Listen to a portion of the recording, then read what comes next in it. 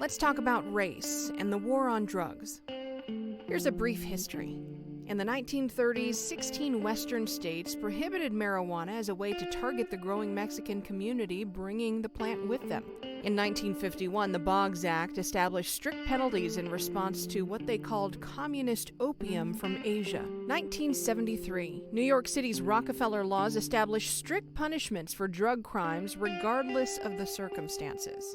And of course, in the 1980s, Reagan's war on drugs resulted in mandatory minimum sentences on crack cocaine, but not on powder cocaine, the same drug, but primarily used by white Americans. Even though white people outnumber black people 5-1, and both use and sell drugs at similar rates, black Americans comprise 35% of those arrested for drug possession, 55% of those convicted for drug possession, and 74% of those imprisoned. Those higher arrest and incarceration rates are not reflective of increased prevalence of drug use, but rather of law enforcement's focus on urban areas, lower income communities, and communities of color.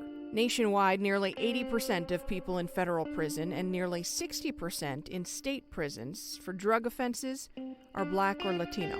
We at Indiva Advisors advocate for an elimination of policies that result in the disproportionate arrest and incarceration of people of color.